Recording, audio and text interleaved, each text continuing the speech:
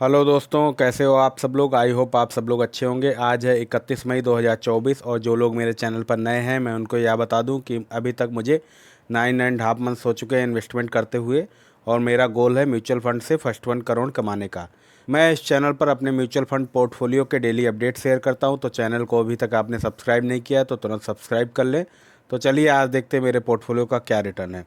तो दोस्तों अभी तक मैंने 8,47,809 रुपये इन्वेस्टमेंट किए हैं, जिसकी करंट वैल्यू है 9,67,662 रुपये। जो टोटल रिटर्न है वो 1,19,852 रुपये है, जो कि 14.14% है। जो मेरा एक दिन का पोर्टफोलियो में चेंज है -11,216 रुपीज़। ये मेरे प्रॉफिट में से घट गए हैं दोस्तों। अभी मैंने 2-3 दिन पहले 22,000 रुपये लगभग इन्वेस्टमेंट किए थे। पिछले वीक में इन्वेस्टमेंट नहीं कर पाया था, इसलिए मैंने कल इन्वेस्टमेंट फिर से 22,000 कर दिए। तो मतलब पिछले और इस वीक के दोनों का इन्वेस्टमेंट मेरा हो गया है। उसके अलावा क्विकली आप लोग देख सकते हैं मेरे म्यूचुअल फंड जिन जिन में मैं इन्वेस्टमेंट करता हूं, आप लोग प्लीज़ देखिए स्क्रीन पर। तो दोस्तों इसके अलावा पिछले वीडियोस में मुझे काफ़ी अच्छे कमेंट्स आए हैं। इन कमेंट के रिप्लाई को मिस मत करना, आप लोगों को बहुत कुछ सीखने को मिलेगा। तो चलिए देखते हैं क्या क्या कमेंट्स आए हैं। तो सबसे पहला कमेंट है सिंह का। सर मैंने जेएम फ्लेक्सी कैप फंड में 42,000 का लमसम किया है, अभी तो माइनस में शो कर रहा है। क्या मैं लमसम कंटिन्यू रखूं या एग्ज़िट कर लूं? तो आपको कम लमसम में एग्ज़िट अभी नहीं करना है। अगर माइनस में है हमेशा आप म्यूचुअल फंड को रिडीम करो जब पॉजिटिव में हो। उसके अलावा इसमें एक चीज़ और होती है एग्ज़िट लोड, वो आप चेक कर लेना। 1 साल किसी फंड में रहती, किसी में 6 महीने, किसी में 3 महीने। तो अगर आप उस टाइम पीरियड से पहले एग्ज़िट करते हैं तो आपका जो जितना वैल्यू है फ़ंड का, जैसे आपने 42,000 इन्वेस्टमेंट किया है, अगर 1% एग्ज़िट लोड हुआ तो इसका 420 रुपये तो ऐसे ही वो लोग काट लेंगे। तो वो आप नहीं करना। एग्ज़िट लोड पीरियड जब ख़त्म हो जाए उसके बाद ही रिडीम करना। उसके अलावा पॉजिटिव में जब फंड हो तभी रिडीम करना, ऐसे मत रिडीम करना। अगला कमेंट है कुंदन का। प्लीज़ सजेस्ट मी अभी कौन से फंड में लमसम करूं यार। और कुंदन का अगला भी कमेंट है, please review my portfolio SIP. तो कुंदन जी, हर संडे को मैं पोर्टफोलियो रिव्यू रिक्वेस्ट करता हूं, तो आप संडे तक प्लीज़ वेट कीजिए। संडे के वीडियो में आपका पोर्टफोलियो इंक्लूड रहेगा, आप उस वीडियो को देखिए। अगला कमेंट है इंडिपेंडेंट न्यूज़ का। इनका भी review my portfolio sir please. तो आपको भी मैं यही बोलूँगा, आप संडे तक वेट कीजिए, आपका जो पोर्टफोलियो हो संडे के वीडियो में इंक्लूड रहेगा। अगला कमेंट है वी आर सुनील कुमार का। Sir I am doing investment on small cap mutual fund, I want to do 1 crore on 10 years, what to do? तो सुनील जी, आपने यहाँ पे ये नहीं बताया कौन से स्मॉल कैप फंड में आप इन्वेस्टमेंट कर रहे हैं और कितना कर रहे हैं। आप अगर ये बता पाएंगे कितना कर रहे हैं एसआईपी और कौन से स्मॉल कैप फंड में कर रहे हैं तो मेरे लिए बताना ज़्यादा अच्छा रहेगा। मैं ज़्यादा अच्छे से बता पाऊँगा कैसे बन सकते हैं आपके 10 करोड़। और उसके अलावा आप स्मॉल कैप में ही सब कुछ मत इन्वेस्टमेंट कीजिए, थोड़ा आप पोर्टफोलियो को डाइवर्सिफाई कीजिए और रिस्क थोड़ा कम कीजिए अगर आप स्मॉल कैप में ही टोटल इन्वेस्टमेंट कर रहे हैं। अगला कमेंट है देशभक्त का। भैया मैं आपकी रेगुलर व्यूअर हूँ, आपसे बहुत अच्छा कुछ सीखा है भाई। कौन ऐप एसआईपी के लिए सबसे अच्छा है? सारे ऑप्शन हो, स्विच, लमसम, ताकि बाद में रिग्रेट नहीं होना पड़े। Please please pick up my question. तो आपको मैं बताना चाहूँगा, मैं जीरो द कॉइन के थ्रू ज़्यादातर इन्वेस्टमेंट करता हूँ। उसके अलावा मैं ग्रो ऐप से भी इन्वेस्टमेंट थोड़ी बहुत किया हूँ। तो मेरे हिसाब से ये दोनों ऐप अच्छे हैं। इन दोनों में से किसी में आप ओपन अकाउंट कर लोगे तो बहुत अच्छा रहेगा। और आप अगर आप करना चाहो तो मैं अपनी लिंक भी प्रोवाइड करा दूंगा, रेफरल लिंक। उसके थ्रू करेंगे तो हो सकता है आपको भी कुछ पैसे मिले, मुझे शायद कुछ पॉइंट्स मिलेंगे। अब आप करना चाहो तो कर सकते हो, वरना डायरेक्ट भी आप ओपन कर सकते हो, कोई दिक्कत नहीं है। आप जीरो द कॉइन या ग्रो ऐप में किसी में भी आप ओपन कर सकते हैं। अगला कमेंट है दिनेश का। सर 8 लाख से ऑप्शन सेलिंग करो, 40% CAGR 8 ईयर्स में 1 करोड़। यार दिनेश जी, सबसे पहली बात, मुझे इसका ऑप्शन सेलिंग का इतना ज़्यादा नॉलेज नहीं है। स्टॉक मार्केट में इतना ज़्यादा इन्वेस्टमेंट नहीं मुझे नॉलेज है इन्वेस्टमेंट करने का, तो इसीलिए मैं ये सब चीज़ें अवॉइड करता हूँ। उसके अलावा मेरे पास इतना टाइम भी नहीं है कि मैं ये सब करूँ। और मेरे लिए तो म्यूचुअल फ़ंड ही बेस्ट है। यहाँ पे म्यूचुअल फ़ंड मैनेजर है जो मेरे बिहाफ पे सब कुछ मैनेज कर रहा है, उसको ज़्यादा मुझसे पता है। और उसी के लिए वो एक्सपेंस रेशियो लेता है 1% या 0.5% जो भी रहता है उनका, अकॉर्डिंग टू फंड। तो वो सब मुझ पे पड़ रहा है, तो मेरे लिए तो यार वही बेस्ट है। और इसके अलावा मेरे चैनल पे ही मेरे एक प्यारे सब्सक्राइबर हैं जिन्होंने 7 लाख रुपए ऑप्शन सेलिंग में लॉस किया है। ऑप्शन सेलिंग में 7 लाख रुपए उन्होंने लॉस कर दिया। अब म्यूचुअल फंड में इन्वेस्टमेंट वो करना चाह रहे हैं। तो यार आपके लिए हो सकता अच्छा हो, आप कर सकते हो उसमें। मेरे लिए म्यूचुअल फंड ही सही है यार। अगला कमेंट है आशीष का, इन्होंने पोर्टफोलियो दे रखा है तो ये रिव्यू कराना चाहते हैं। आशीष जी, मैं संडे को पोर्टफोलियो रिव्यू करूँगा आपका, तो संडे के वीडियो का आप वेट कीजिए प्लीज़। अगला कमेंट है जीत कश्यप का, सर एसआईपी बिना ऑटो पे कर सकते हैं या नहीं, कैसे करें इस तरह से प्लीज़ बताएं। तो यार ऑटो पे आप ऑटो पे भी कर सकते हो या और नहीं भी कर सकते हो। नहीं वाला ज़्यादा ऑप्शन अच्छा रहता है, जिसमें आप ऑटो पे नहीं शेड्यूल करते हो।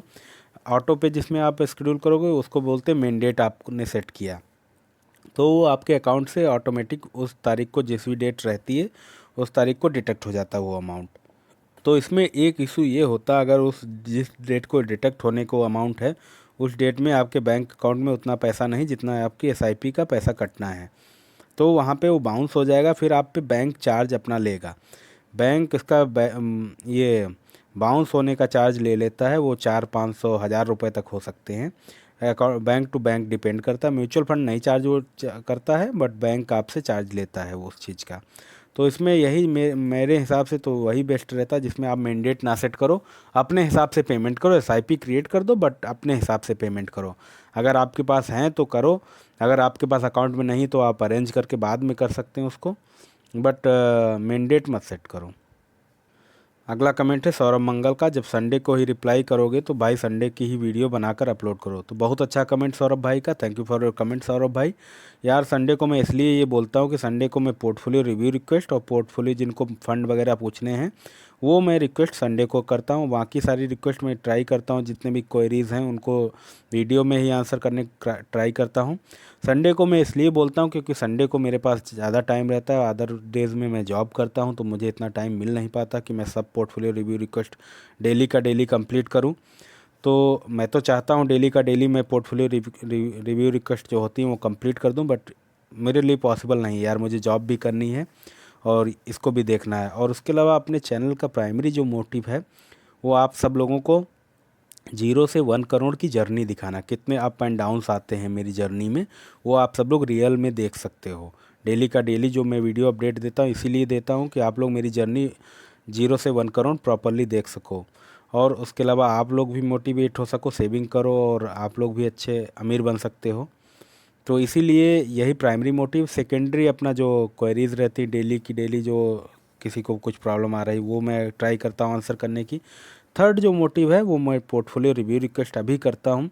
संडे संडे आप देख सकते हो 3-3 4-4 पार्ट में वीडियो आते हैं, इतने सारी पोर्टफोलियो रिव्यू रिक्वेस्ट आती हैं।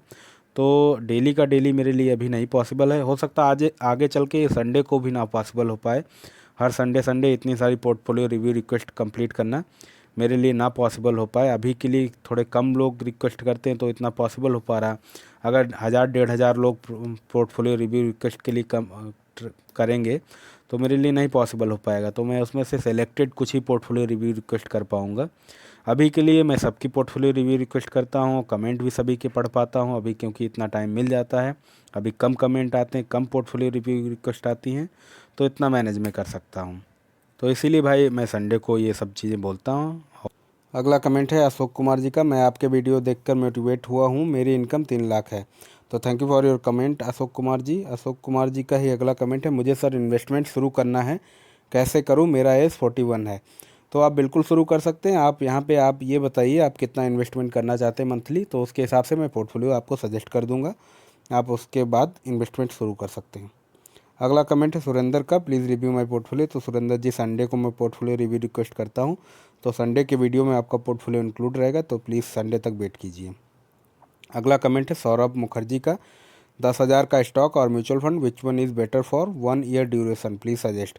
तो यार स्टॉक में अगर आप करना चाहते तो स्टॉक का आपको शेयर का आइडिया होना चाहिए तभी आप करो, वरना आपके लिए मैं तो कहूँगा एफडी आपको बेटर रहेगा। आप 1 साल के लिए करना चाहते हैं तो 1 साल के लिए एफडी में डालिए, उसमें गारंटीड पैसा रहेगा और रिटर्न भी ठीक ही ठाक मिल जाता, 7-8% मिल जाएगा। और अगर आप म्यूचुअल फंड में ही मन बना लिया कि म्यूचुअल फंड में ही करना है, तो आप डेप्थ म्यूचुअल फंड होते हैं, डेप्थ म्यूचुअल फंड में उसमें इन्वेस्टमेंट करो, उसमें रिस्क भी थोड़ा कम रहता है, रिटर्न भी मतलब ठीक ठाक ही रहता है। As compare to FD return अच्छा रहता है, बट ठीक है आप उसमें कर सकते हो वैसे। अगला कमेंट है कोकिला दत्ता का, सर मैं स्टूडेंट हूँ, एसबीआई पीएसयू डायरेक्ट प्लान में 1 लाख का लमसम करना सकता हूँ, 1 ईयर के लिए इस म्यूचुअल फंड में 90% दिखा रहा है। 1 ईयर के बाद रिटर्न अच्छा मिला तो निकल लूँगा वरना रहने दूँगा, मेरा आइडिया सही है क्या? तो सबसे पहली बात यार, पीएसयू फंड आप अवॉइड करो, क्योंकि पीएसयू फंड मैं आपकी अगर जगह होता तो मैं अवॉइड करता, क्योंकि इसमें एक साइकिल चलती है प्रॉफिट की। तो 3-4 साल अच्छा प्रॉफिट देंगे, उसके बाद अच्छा प्रॉफिट नहीं देंगे, 8-10 साल बाद मतलब घटिया ही प्रॉफिट देंगे। तो इसलिए अभी तो सभी म्यूचुअल फंड अच्छा रिटर्न दे रहे हैं, 2-3 साल में पिछले में सभी ने अच्छा दिया है, तो ये 90% दिखा रहा होगा। बट आप किसका लॉन्ग टर्म चेक करोगे तो आपको पता चलेगा। उसके अलावा आप एसबीआई पीएसयू डायरेक्ट प्लान की जगह पे आप कोई फ्लैक्सी कैप क्लाउंट का या पराग पारिक का किसी का भी फ्लैक्सी कैप ले सकते हो, वो ज़्यादा अच्छा देगा। और जो 1 लाख रुपए हैं इनको आप 2-3 बार में इन्वेस्टमेंट करो, 30-30, 35-35 हज़ार रुपये करके, तो 3 बार में इन्वेस्टमेंट करो। इससे आपका एनएबी जो होगा वो एवरेज हो जाएगा। आई होप ये आपको अच्छा रिटर्न देंगे, बट अगर 1 साल में अच्छा रिटर्न नहीं मिलता तो आप इसमें इन्वेस्टेड रहो और लॉन्ग टर्म में अच्छा ही रिटर्न मिलेगा। अगला कमेंट है दिनेश कुमार का, जय माता दी। तो जय माता दी भाई आपको भी। अगला कमेंट है मोहम्मद का, हाय सर जी, आपने एक्सपेंस रेशियो डेली डेबिट होता है या yearly sir ji, tell please. And new NFO है JM small cap fund growth plan sir, 500 रुपये SIP and multi asset fund कैसा रहेगा? तो मल्टी एसेट फंड अच्छा रहता है। मल्टी एसेट फंड की जगह पे आप फ्लैक्सी कैप फंड लो, वो ज़्यादा बेटर रहेगा, उसमें रिस्क थोड़ा कम रहता है।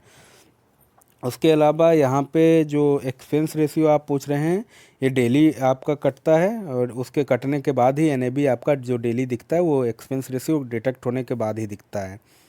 और जो नया एनएफओ में आप बोल रहे हैं इसमें मत इन्वेस्टमेंट करो, क्योंकि इसकी कोई प्रीवियस रिकॉर्ड नहीं, कितना हिस्ट्री में कितना इसने रिटर्न दिया है। तो एनएफओ ऐसा नहीं है, शेयर मार्केट में आईपीओ जैसी चीज़ होती है। आईपीओ में आपने आईपीओ में मिल गया अगर लॉट और उसका एकदम से जब लिस्ट होता है तो प्राइस बहुत ज़्यादा बढ़ जाता है। ऐसा एनएफओ में कुछ भी नहीं होता है। तो एनएफओ आप एनएफओ के टाइम लो या बाद में लो, प्राइस वही रहेगा जो उसके एनएबी डिसाइड होगी उस दिन। तो अभी एनएफओ आप अवॉइड करो, एनएफओ बिल्कुल मत करो। मैं होता अगर आपकी जगह तो मैं बिल्कुल एनएफओ नहीं लेता, और मैं सबको यही बोलता हूँ एनएफओ कभी मत लेना, कभी नहीं लेना चाहिए। अगला कमेंट ओम प्रकाश का, मैं निपॉन इंडिया स्मॉल कैप में एसआईपी एंड लमसम भी करता हूं। तो ओम प्रकाश जी बहुत अच्छा, आप इसमें करते रहिए, निपॉन इंडिया स्मॉल कैप बहुत अच्छा फंड है। अगला कमेंट है गूनर का, suggestion on my portfolio with SIP amount. तो यार आपको संडे तक वेट करना पड़ेगा, संडे के पोर्टफोलियो जो वीडियो आएगा उसमें आपका पोर्टफोलियो इंक्लूड रहेगा। अगला कमेंट है शिवम शुक्ला का, हेलो सर, आपने जीरो द कॉइन में एनपीएस ऑप्शन देखा है क्या? आप उसमें इन्वेस्टमेंट करते हो एंड मुझे करना चाहिए या नहीं? मैं भी अभी 27 ईयर्स का हूँ, इफ़ करना है तो कैसे होता है, प्लीज़ गाइड। यार मैंने उसमें जीरो धा में एनपीएस नहीं देखा है, बट मुझे इसका थोड़ा बहुत आइडिया है एनपीएस का। एनपीएस मैं तो नहीं करता हूँ, और मैं आपको भी बोलूँगा आप इसको अवॉइड करो, क्योंकि एनपीएस में कई सारे टर्म्स एंड कंडीशंस हैं। 60 साल के बाद आप पैसा निकाल सकते हो, 60 साल से पहले कुछ जो क्राइटेरिया उनकी कुछ कंडीशंस हैं उनके अंडर में आप थोड़ा पैसा निकाल सकते हो। 60 साल के बाद भी आप पूरा पैसा नहीं निकाल पाओगे, 60 साल के बाद भी लगभग 60% आप पैसा निकाल पाओगे, 40% पैसा तब भी उसी में रह जाता है। उस पर आपका पूरा कंट्रोल नहीं रहता है एनपीएस वाले में। तो आप इससे अच्छा म्यूचुअल फंड में इन्वेस्टमेंट करो, वही ज़्यादा आपके लिए बेटर रहेगा। उसके अलावा अगला भी कमेंट आप ही का, thank you so much sir for making daily videos, one question, what is your name? तो यार नाम अभी बताना पॉसिबल नहीं है, सही टाइम आने पे मैं बिल्कुल नाम बताऊंगा। उसके अलावा और ये आपका जो कमेंट है, thank you for your making comment here and thank you for your support also. ऐसे अपना सपोर्ट दिखाते रहिए, प्यार दिखाते रहिए इस चैनल पर। तो मैं डेली वीडियो बनाता रहूँगा, मैं ट्राई करता हूँ डेली का डेली वीडियो बनाऊँ, कभी कभी मिस हो जाता है, इतना टाइम नहीं मिल पाता है कि मैं डेली पोर्टफोलियो अपडेट दिखा सकूँ। अगला कमेंट है गौरव त्यागी का, सर लार्ज कैप में कौन से फंड में एसआईपी करें और मिनिमम कितना amount, please guide sir. Large cap में यार आप इंडेक्स निफ्टी 50 इंडेक्स फंड ले लो, वो ज़्यादा बेटर रहते हैं as compare to large cap. Nifty 50 index fund भी लार्ज कैप में ही इन्वेस्टमेंट करते हैं, वहाँ पे एक्सपेंस रेशियो कम होता है, और जो ये इंडेक्स को ट्रैक करते हैं, रिस्क भी थोड़ा कम रहता है। इसका एक और रीज़न है, मतलब कुछ रिपोर्ट्स में ऐसा आया कि लास्ट अभी 3-4 साल में इंडेक्स फंड को कुछ ही म्यूचुअल फंड ने रिटर्न के मामले में बीट कर पाया, अदरवाइज़ इंडेक्स फंड ज़्यादा बेटर रहे हैं, और एक्सपेंस रेशियो वैसे भी कम रहता है। तो आप इसी में इंडेक्स फंड में करो, निफ्टी 50 इंडेक्स फंड में, वो ज़्यादा आपके लिए अच्छा रहेगा। और मिनिमम आप कुछ में शायद अभी कुछ फंड में 10 रुपीज़ है, बट वो भी प्लान कर रहे हैं मिनिमम 100 रुपीज़ का, तो मिनिमम आप 100 रुपीज़ इसमें इन्वेस्टमेंट कर सकते हो। अगला कमेंट है, thank you for my 500 rupees question. यार मैंने ट्राई किया आपके क्वेश्चन पे आंसर करने का, और मैं यहाँ पे हमेशा सभी के क्वेश्चन पर यही ट्राई करता हूँ कि उनकी हेल्प हो पाए। अगला कमेंट है प्रतीक का, प्लीज़ रिव्यू माय पोर्टफोलियो। तो प्रतीक जी आपको भी संडे तक वेट करना पड़ेगा, संडे के वीडियो में आपका पोर्टफोलियो रिव्यू होगा। अगला कमेंट है एसके फुकरा इंसान का, भाई मेरे एक ही म्यूचुअल फंड की अलग अलग एसआईपी हैं। एग्जाम्पल एसबीआई कॉन्ट्रा फंड की 600 रुपये की 4 हैं, तो वो 2400 की एक नहीं हो सकती क्या, प्लीज़ बताएं। यार बिल्कुल हो सकती है, आप जिस ऐप से कर रहे हैं वहाँ पे जो 600 की 4 एसआईपी हैं इनको कैंसिल कर दो एक, फिर उसके बाद आप 2400 की एसआईपी स्टार्ट कर दो। वही प्रोसेस है, इसका सिंपल प्रोसेस है। उसके अलावा दोस्तों मैं यहाँ पर एक बात बता दूँ, ये आपके कमेंट्स पर मेरे पर्सनल व्यूज़ हैं। आप कोई भी इन्वेस्टमेंट करने से पहले अपने म्यूचुअल फंड एडवाइज़र से ज़रूर राय लें, उसके बाद ही इन्वेस्टमेंट करें।